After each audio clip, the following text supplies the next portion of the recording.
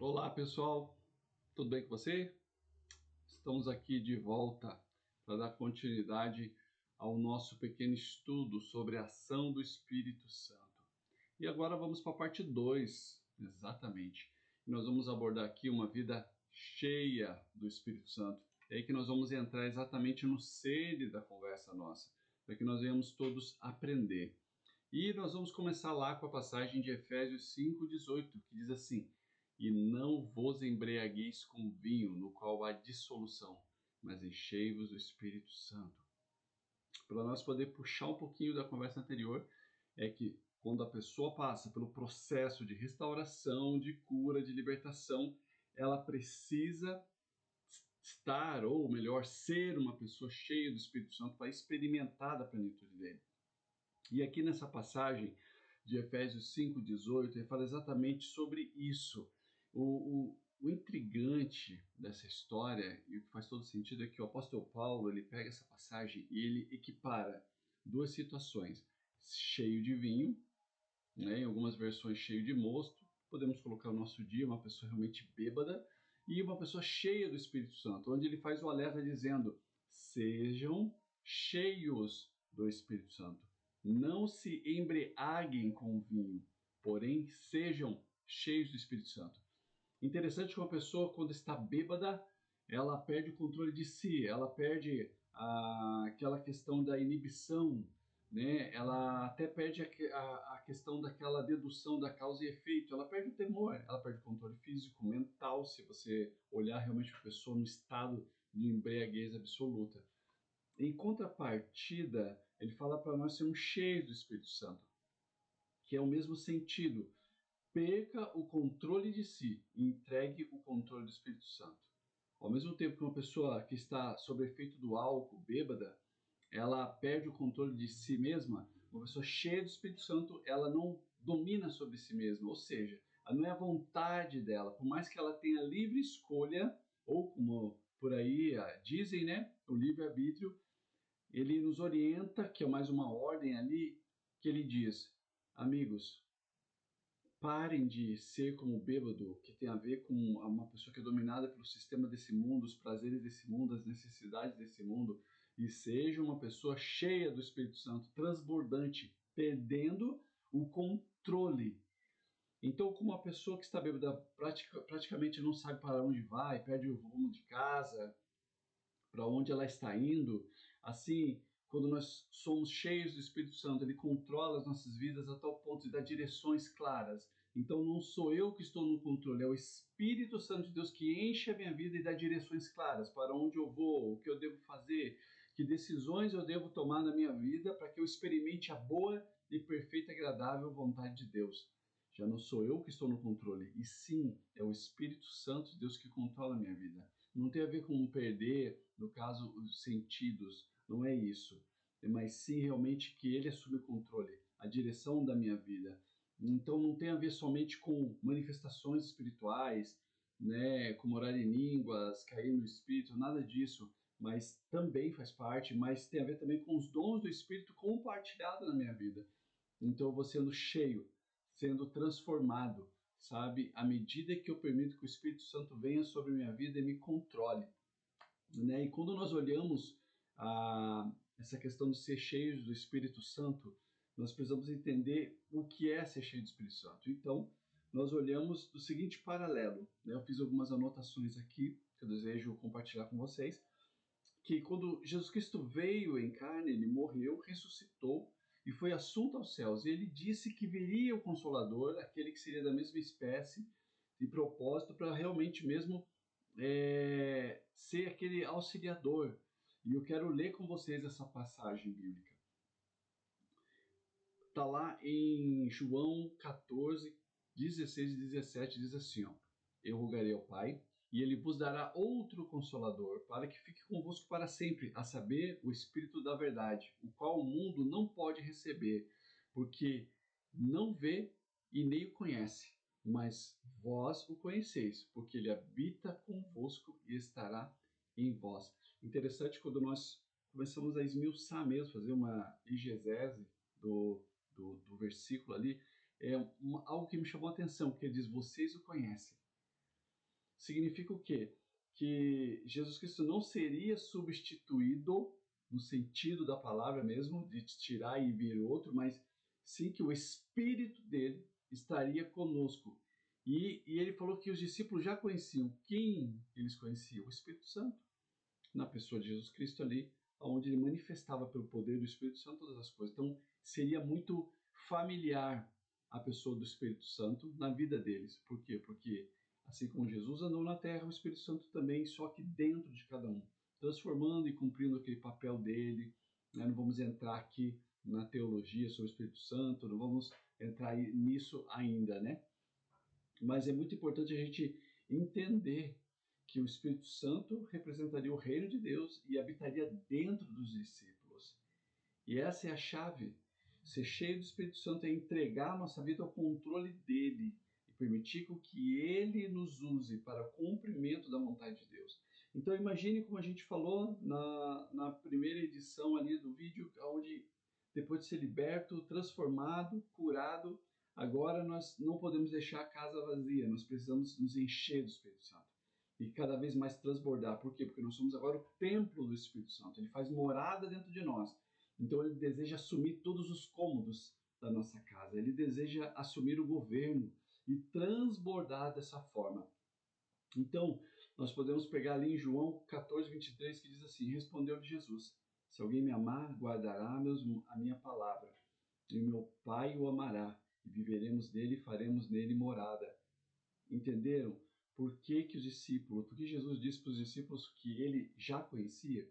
Por quê? Porque o Pai, o Filho e o Espírito Santo fariam morada nele.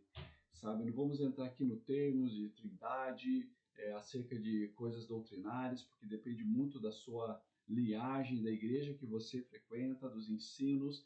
E o que eu quero, na realidade, é trazer de uma forma muito clara e de uma forma assim que seja prática, principalmente, não teórica, para que eu e você, e vocês também, principalmente, andem e coloquem como algo realmente importante na vida de cada cristão ser cheio e transbordante do Espírito Santo, porque isso é algo vital, que ele habita dentro de nós e ele deseja morar dentro de cada um de nós. Nós precisamos dar esse lugar, sabe? E uma passagem bem legal aqui que eu anotei aqui, que fala sobre Billy Graham, sabe? É bem legal esse texto aqui, que ele diz assim, ó, sobre essa questão de nós sermos habitação do Espírito Santo e o cuidado e o zelo que nós precisamos ter com a pessoa do Espírito Santo. O quanto é importante a gente não magoar ele, não entristecer ele. Então, assim, o Billy Graham, certa vez, ao chegar na fábrica têxtil, foi informado pelo anfitrião de que determinada máquina de tear, operando milhares de fios ao mesmo tempo, interrompia suas atividades automaticamente quando qualquer um dos milhares de fios fosse interrompido. Para demonstrar esse fato, o anfitrião rompeu o fio, o que fez com que a máquina parasse. Então, para vocês que talvez já estejam familiarizados ou não com as antigas máquinas de tecelão, né, no caso de tear, né, que monta aqueles tapetes, sabe? São milhares de fios, ou colchas, ou ele tem a sua função ali, mas são milhares de fios que são conectados, certo? Mas quando arrebentava um fio ou faltava, acabava antes do tempo, a máquina parava. Então o que ele trouxe com isso foi que o Espírito de Deus ele vai agindo, então ele tem que influenciar, ele tem que controlar, ele tem que transformar, ele tem que encher cada área da minha vida. Mas se uma área da minha vida não estiver de acordo com os padrões do reino de Deus, com uma vida cheia do Espírito Santo, essa máquina para. Então, o que seria isso? O pecado, sabe? As legalidades, uma vida estagnada espiritualmente faz com que uma alegoria, né? Como que se parasse o fluir do Espírito Santo. Ele não vai sair de dentro de você, porém vai fazer com que essa máquina, vamos falar assim, não é a pessoa do Espírito Santo, mas ela pare de funcionar perfeitamente. Então nossa vida começa a receber bloqueios, travar espiritualmente e a gente acaba perdendo isso, sabe? Que é uma vida cheia, transbordante do Espírito Santo, que é a proposta. Quer ter uma vida vitoriosa? Quer ser um vitorioso? Permita que o Espírito Santo ele te transforme, que ele te encha, sabe? Tenha uma vida transbordante do Espírito Santo, sabe? Não dá para viver longe dele. Não podemos deixar ele à parte como se fosse um adereço, onde a gente só usa, entre aspas, ele no momento que a gente precisa. Mas não é assim, ele é uma pessoa, deseja um relacionamento profundo, sabe? Em outro momento a gente pode falar da pessoalidade do Espírito Santo, mas ele é uma pessoa que deseja se relacionar comigo e eu preciso conhecer a ele, mas ele não pode ser aquele pneu step, quando furo o pneu do carro, vou lá e recorro a ele. Não, ele tem que sempre ser o primeiro na minha vida, ter a primazia de um relacionamento, de direção, sabe? E sobre esse ministério do Espírito Santo, para a gente finalizar aqui, é que tem pérolas, sabe? Tem chaves que o Espírito Santo deseja colocar dentro de nós. E vamos examinar um pouquinho sobre o ministério do Espírito Santo de Deus em nós. E está lá em Mateus 3,11 que ele fala assim, quando João Batista foi batizar Jesus, e ele disse que aquele que viria, né, diz assim, ó, e ele vos batizará com o Espírito Santo e com fogo, sabe? Foi quando João Batista ele falou acerca de Jesus Cristo, sabe? E eu gosto muito dessa frase que é do Jimmy e Fawcett e Brown, que ele fala exatamente isso: caráter abrasador das operações do Espírito sobre a alma humana, sondando, consumindo, refinando, sublimando. É dessa forma que quase todos os bons tradutores entendem essa palavra sobre o fogo do Espírito Santo. Então ele deseja incendiar, um batismo com fogo. Ele deseja te incendiar, que você seja um homem, uma mulher cheia do Espírito Santo. É esse fogo consumidor que ele faz com que você seja transformado, revolucionado, cheio, aonde a sua vida brilha. Então a função do fogo, onde ele está, ele ilumina a vela, o que for, sabe, da luz. O Espírito Santo, quando ele entra na sua e na minha vida, ele nos incendeia. E aonde há trevas, esse fogo brilha e espanta as trevas.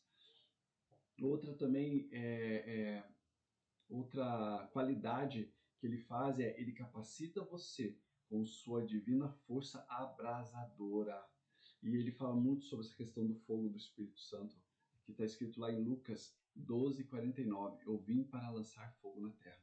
Esse fogo de Deus representa essa força, esse poder abrasador. E você, quando você para pensar, se você pegar uma chama, um fogo aí, se você fazer uma fogueira e deixar outras madeiras próximas, o que vai acontecer? Ela vai ser incendiada, ela vai ser impactada. Então, depois que você é liberto, restaurado e você é cheio do fogo da presença de Deus, qualquer pessoa que estiver perto de você vai ser impactada, vai ser aquecida, vai ser incendiada pela presença poderosa do Espírito Santo de Deus. Sabe? Então nós precisamos, e a maior prova disso está lá em Atos 2, onde no Pentecostes os discípulos foram cheios, capacitados a pregar o Evangelho, a fazer as mesmas obras que Jesus Cristo e ainda maiores, porque eles foram cheios, impactados pela presença de Deus. Outra situação também, ele incendiará você com o seu resplendor e zelo. Sabe, Romanos 12:11 fala assim: no zelo não sejais remissos, sede fervorosos de espírito. Ou em outras versões diz, e mantenham o ardor espiritual. Então o que acontece? Quando o Espírito Santo me enche, eu sou cheio de zelo pelas coisas do alto. Eu não quero mais flertar com o pecado, eu não quero mais fazer concessões com o pecado, com o sistema da sociedade, que as pessoas pensam, eu quero agradar a Deus, a minha vida está incendiada por zelo, eu quero cumprir cada mandamento, cada ensino da palavra de Deus na minha vida, mesmo sendo falho e pecador, ainda dentro de mim queima uma vontade de fazer a vontade de Deus, sabe? É aquele zelo que consome, como diz o profeta Abacuque, como fogo cerrado em meus ossos, sabe? Então nós precisamos entender isso, que nós precisamos manter acesa essa chama. A própria palavra de Deus diz lá em Mateus que nós somos sal da terra e luz do mundo, mas a luz ela não é somente como hoje tiver uma energia. Ele estava falando sobre aquele lampião que tinha que ser acendido e mantido aquele fogo dentro dele. É dessa forma, fogo da presença de Deus.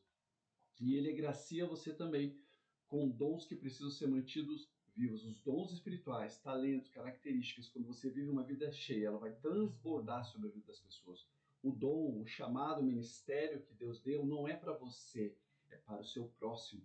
é para abençoar ele, é para fazer com que ele conheça mais a Deus, seja transformado e revolucionado pela presença de Deus. E ainda Paulo exorta Timóteo, dizendo em 2 Timóteo 6, ele diz assim, ó, mantenha viva a chama do dom de Deus que está em você. Em outras versões diz, sopra a chama do dom de Deus. É o fogo. Então ele diz, aviva esse fogo, permite com que esse fogo do dom, do chamado de Deus sobre a tua vida, ele mantenha sempre aceso. Tenha uma vida cheia do Espírito Santo. Por isso aqui eu fecho com Efésios 5,18, diz, não se embriague com o mundo, você não precisa ser guiado, movido e cheio com as coisas desse mundo, ou cheia com as coisas desse mundo. Você deve ser um homem e uma mulher cheia da presença de Deus, deixando com que Ele assuma o controle da sua vida. Então busque Ele incessantemente, busque ser um homem e uma mulher cheia do Espírito Santo, para que o mundo saiba que existe um Deus na sua vida também, porque não tem como esconder uma chama debaixo da coberta, esconder em qualquer lugar. O fogo ele se alastra e ele toca e impacta outras pessoas e impacta a sociedade. Beleza, meus amigos? Deus abençoe a vida de vocês e até os próximos episódios. Valeu!